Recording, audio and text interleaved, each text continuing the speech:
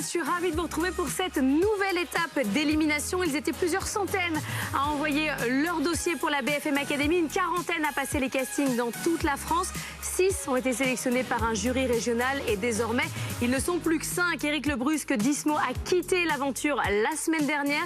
Ils sont 5 à se battre pour gagner 150 000 € de publicité sur nos antennes. Il y aura une grande finale, ça sera le 5 juillet prochain en direct et c'est vous qui choisirez le gagnant de la BFM Academy. Pour les 5, aujourd'hui sont toujours avec nous en compétition David Monnier, président et cofondateur de Fonto di Vivo, solution de purification d'eau durable et économique. Il est accompagné par Virginie Calmels, Élodie Carpentier, cofondatrice de la maison Le Rouge Français, un rouge à lèvres aux pigments végétaux, accompagné par Fabrice Marcella, Lucas Gebhardt, fondateur et président directeur général de Moby Travel. Son mentor Philippe Pouletti, c'est un site de réservation de vacances pour personnes à mobilité réduite. 4e entrepreneur à nous accompagner, Margot Coréard, cofondatrice de Diagramme Technologies, logiciel de maintenance prédictive pour l'industrie. C'est Fabrice Marcella qui l'accompagne. Et puis François-Xavier Combe, fondateur et président directeur général d'Easy Blue. C'est un robot conseiller en assurance pour les entreprises. Et il est coaché par Virginie Calmels. Aujourd'hui, nouveau jury qui va regarder les dossiers de nos candidats, nouvelles personnalités et des personnalités qu'on connaît aussi sur BFM Business. On est avec Alain Marty. Bonjour, vous êtes directeur scientifique de Carbios, société innovante dans la chimie verte. Vous êtes un expert mondialement reconnu dans le domaine des procédés enzymatiques. Je n'ai personne dans cette BFM Academy qui travaille sur les enzymes, ça ne sera pas le sujet. Vous attendez quoi de nos entrepreneurs ? J'attends de tous ces entrepreneurs qu'ils nous expliquent un peu leur technologie, qu'ils nous fassent rêver avec cette technologie et qu'ils nous démontrent que ces jeunes startups seront demain les entreprises et les employeurs de nos jeunes. On est aussi avec Émilie Mouraine-Renoir. Bonjour, membre du comité exécutif d'Air Liquide. Vous avez fait Polytechnique, ingénieur des ponts et chaussées. J'ai des ingénieurs sur le plateau. Ce sont nos 2 candidates femmes. Luc Julia, qui ne connaît pas Luc Julia, directeur scientifique du groupe Renault, mais surtout inventeur de Siri. Très bien, eh bien écoutez, on va commencer avec la première équipe, l'équipe de Virginie Calmels. BFM Business, BFM Academy, face aux professionnels. Et pour se préparer à affronter nos opérationnels, nos candidats ont été coachés. Virginie Calmels, rejoignez-moi. Vous avez accompagné dans cette BFM Academy saison 16 2 candidats, Fonto di Vivo et Easy Blue. C'est le 2e coaching puisque la semaine dernière, vous avez coaché nos candidats pour un autre jury. Là, on est face à des opérationnels experts reconnus dans leur domaine. Comment vous les avez coachés ?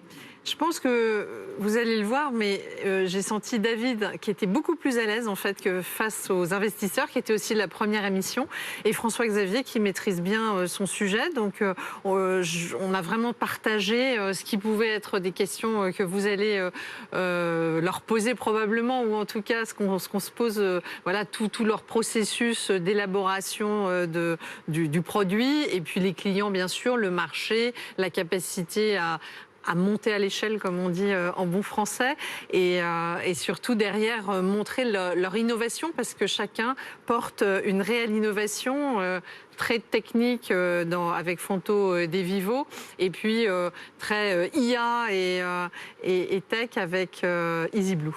Eh bien, le premier candidat va nous rejoindre, Fonto di Vivo, David Monnier. Vous avez passé le casting à Niort, créé une solution qui permet de fabriquer 2 litres d'eau potable par minute avec de l'eau sale. Bonjour David. Bonjour. Est-ce que vous avez fait une liste de questions techniques difficiles ? Non, je ne sais pas si je réussirai à répondre à toutes les questions techniques difficiles, mais on verra. Vous vous sentez prêt ? On découvre les images de votre coaching et ensuite il va falloir pitcher.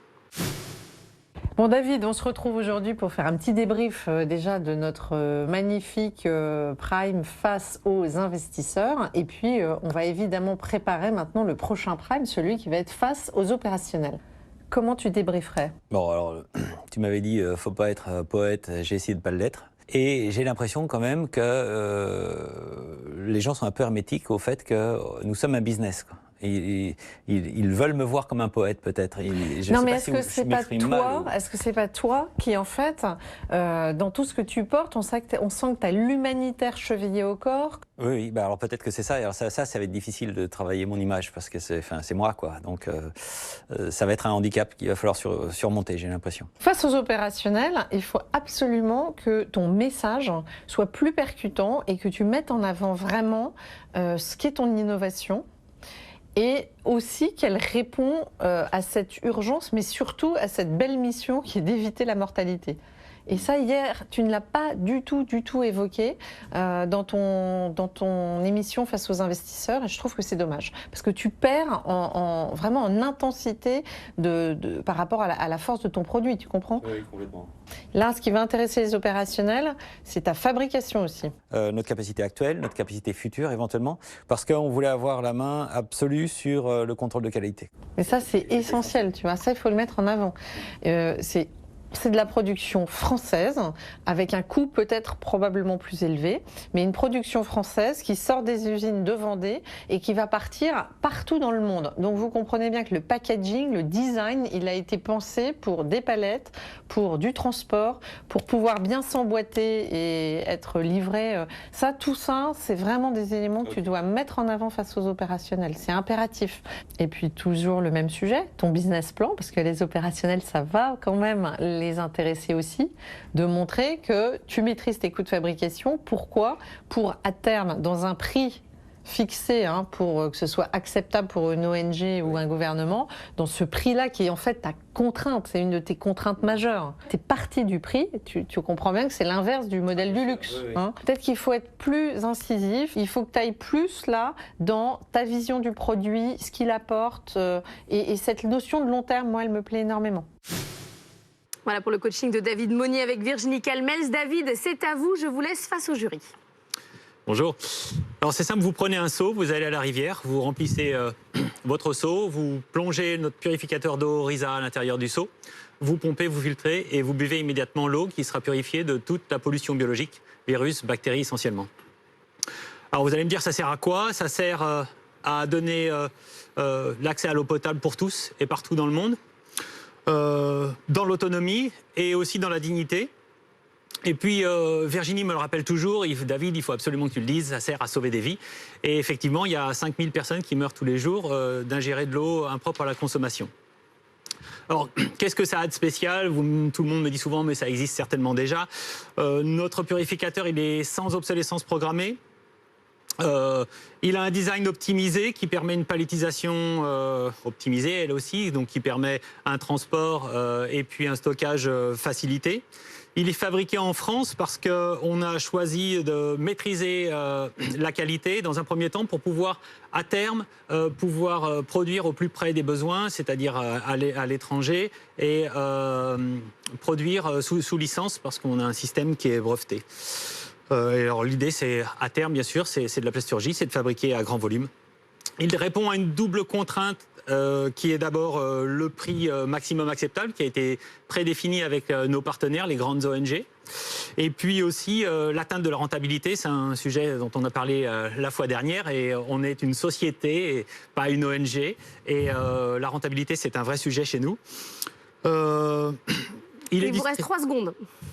En 3 secondes...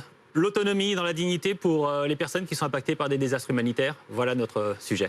C'est parti pour les questions. Alain Marty, allez-y, je vous laisse commencer.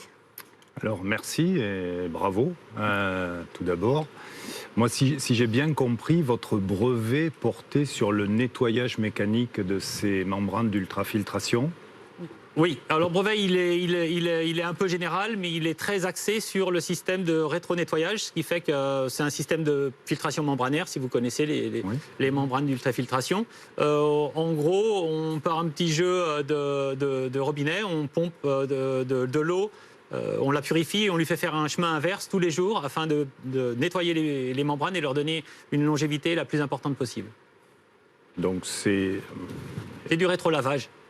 C'est ce qui existe dans l'industrie en général, voilà. Mais là, on l'a, vous voyez, miniaturisé, ça fait 42 cm de haut, 2 kg. Donc vous produisez à partir d'eau par exemple sale, de rivière, de l'eau pure, et ensuite une partie de cette eau pure sert à relaver la membrane et à la décolmater. Tout à fait. Émilie Mouraine-Renoir, c'est à vous. Alors, ces membranes là dont vous parlez, qui sont en fibre creuse, c'est en quel matériau? Comment vous allez produire ça? Et est-ce que vous allez juste être intégrateur finalement ou producteur? Nous sommes intégrateurs, ce n'est pas une technologie récente, c'est une technologie qui est très connue, qui donne de l'eau potable dans beaucoup de villes, notamment en France, mais de par le monde. Sont des membranes comme le reste de nos purificateurs qui sont françaises, parce qu'encore une fois, la qualité, le contrôle qualité, c'était quelque chose de très important pour nous. Et polysulfone, si c'est la question. Voilà, c'est de la plasturgie, enfin c'est du standard. Du standard, oui, tout à fait. On n'a rien inventé de ce côté-là. D'accord. Allez-y, Luc Julien. Alors vous êtes très fier d'être français, d'être qualité française, etc. Et pourquoi Fontaine de Vivo et pas Fontaine de Vie? Mais c'est vrai ça, hein. Oui, J'avais parce pas que- du tout pensé à cette question. C'est vrai, ok. C'est de l'espéranto. C'est un produit qui est appelé à être internationalisé. Je voulais pas que ça s'appelle Waterlife ou quelque chose de ce genre parce que ça aurait été le millionième. Quand on me pose la question, je peux dire espéranto et personne ne parle espéranto, donc c'est formidable, ou très peu de gens. Et au moins ça nous rend un peu spécial. Autre question, Luc? Alors bon, je comprends rien moi à la chimie, à cette technologie-là, mais par contre j'aime beaucoup la finalité. Mais je me demandais la capacité 2 litres.